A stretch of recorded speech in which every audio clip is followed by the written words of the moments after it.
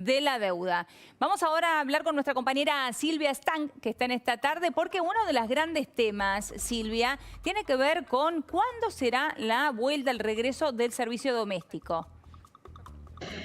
Hola, Leonora, ¿cómo estás? Sí, así es, y todavía no hay una respuesta demasiado cierta sobre este tema, porque el gobierno de la ciudad de Buenos Aires empezó a analizar esto en los últimos días, antes de que terminara la etapa que finalizó el viernes pasado, 17 de julio, junto con el sindicato de la actividad, la Unión de Auxiliar de Personal de Casas Particulares. Estuvieron dialogando, viendo cuáles eran las mejores alternativas, y finalmente el regreso de esta actividad quedó incluido dentro de este plan de apertura gradual de actividades. Recordemos que el gobierno de la ciudad diseñó un plan en 6 etapas.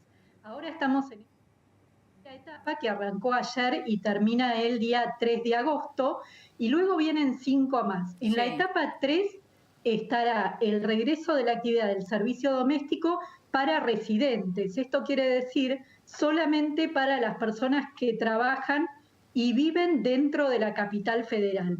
Y en la etapa 4, ahí lo estamos viendo en la placa, llega el regreso de la actividad de servicio doméstico cuando la persona que trabaja no vive en capital, sino en el conurbano bonaerense. Bien, es decir, ahora, con retiro. ¿qué es lo que pasa? Con retiro, digo, por hora.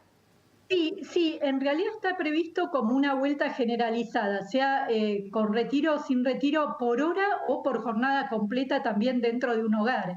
Hasta ahora por lo menos no está definido de manera discriminada de qué tipo de tareas, está bien. sino en principio generalizado. Una aclaración, Silvia, entonces, porque había entendido mal. Cuando decís etapa 3, residentes, quiere decir aquellas personas que trabajan como servicio doméstico en la ciudad de Buenos Aires y residen en la ciudad de Buenos Aires. Exactamente. Y no residentes es cuando trabajan en la ciudad de Buenos Aires, pero residen fuera de la ciudad de Buenos Aires y tienen que trasladarse allí. Claro, bien. Exactamente. Esto tiene que ver con un tema fundamental que se analiza cada vez que se habla del regreso de alguna actividad económica, que es el uso del transporte público y la movilidad. Justamente uno de los ejes de este plan gradual de reaperturas que tiene el gobierno de la ciudad es transporte y movilidad. El otro es actividades económicas, dentro del cual entra servicio doméstico, y el otro es bienestar personal, que tiene que ver con los runners, con las salidas recreativas y todo eso. Pero en este caso te comentaba, la duda que todavía persiste es ¿cuándo van a comenzar estas etapas? Yo te decía, en la etapa 3, el regreso para la actividad de residentes, de personas que trabajan en la ciudad de Buenos Aires; en la etapa 4, para no residentes.